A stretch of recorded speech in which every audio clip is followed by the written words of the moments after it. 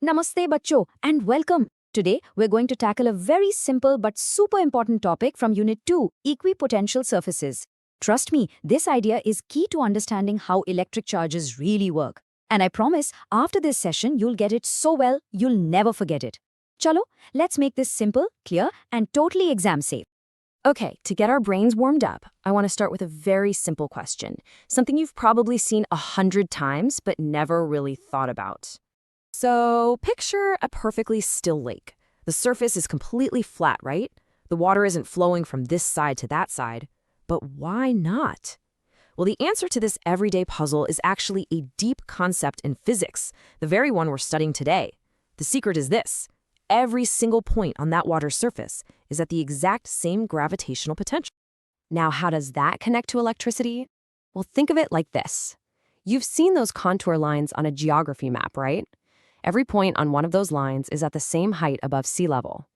An equipotential surface is exactly the same idea, but for electricity. It's a surface where every point has the same electrical height, what we call electric potential. See? Simple.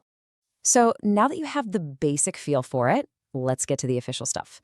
This is the definition you need to know for your exams to get those full marks. Right, so the NCERT textbook tells us that an equipotential surface is a surface with a constant value of potential at all points on the surface. What does that really mean in simple words, Beta? It just means it's any surface where the voltage is the same absolutely everywhere. If you check the potential at point A and it's, say, 10 volts, then we'll go to point B on that same surface, it will also be 10 volts. Point C, you guessed it, also 10 volts. And that leads us to the most important result. Think about it logically. If the potential is the same at point A and point B, what is the potential difference between them? It's zero, of course. And we know that work done is charge times potential difference. So the work done to move a charge anywhere along that surface is always zero. It takes no effort, no energy at all. And this brings us to our golden rule, something you must never forget. The electric field lines are always perpendicular at a 90-degree angle to the equipotential surface, always. But why?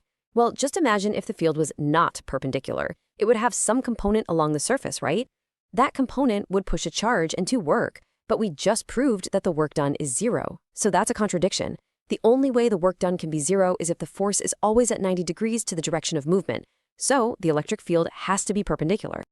So now that we have this golden rule in our hands, let's have some fun with it and see what these surfaces actually look like for different charge setups.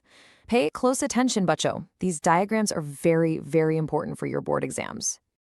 Let's start with the simplest case, a single point charge. Now, you all remember the formula for potential, right? V equals kq divided by r. So, if we want V to be constant, what else has to be constant? K and Q are already constant. So r, the distance, must be constant. And what's the geometric shape where the distance from a central point is always constant? It's a sphere. That's why for a point charge, the equipotential surfaces are spheres within spheres, just like the layers of an onion.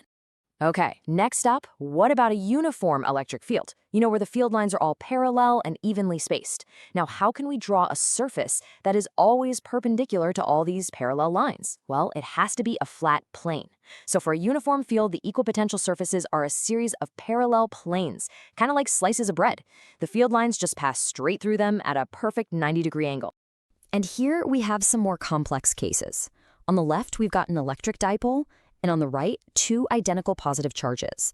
Now, don't get worried by the complicated shapes. Just notice one very important thing. Look near the charges themselves. You see how the surfaces are all bunched up and close together? That's where the electric field is strongest.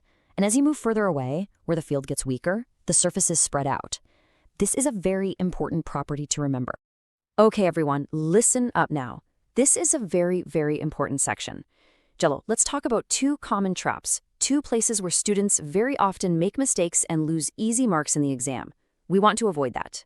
The first big mistake is the idea that two equipotential surfaces can cross or intersect. I see this in diagrams all the time. This is absolutely wrong. They can never, ever cross each other.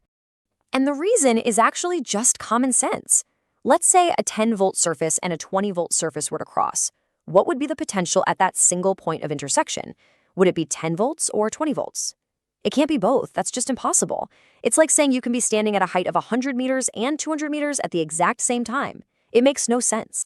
All right, the second big point of confusion is about conductors. We learned this fact that inside a conductor, the electric field E is 0. So a lot of students think, okay, if E is 0, then V, the potential, must also be 0. Nope, this is another very common trap. Here is a fantastic way to remember this forever. Think of the electric field as the slope of a hill and the potential as the height of the hill. Now, inside a conductor, the electric field is 0. This is because the free electrons inside immediately move around to cancel out any external field. But does a 0 slope mean 0 height? Of course not. Think of a flat table. The top surface has 0 slope, right? It's flat. But does it have a height above the ground? Yes, it does. In the same way, E equals 0 inside a conductor simply means its potential is constant everywhere. It has a flat electrical height. The whole conductor is one big equipotential volume. Excellent. So that covers the main ideas. Before we wrap up, let's do a quick revision of the 4 most important facts you need to remember for your exam. Point 1. It's a surface where potential is constant. Very simple. Point 2. Because potential is constant, the work done to move a charge on it is 0. Point 3. Our golden rule. The electric field is always perpendicular to the surface. And finally, point 4. The surfaces are closer together where the field is strong and farther apart where the field is weak. Just lock these 4 points in your mind.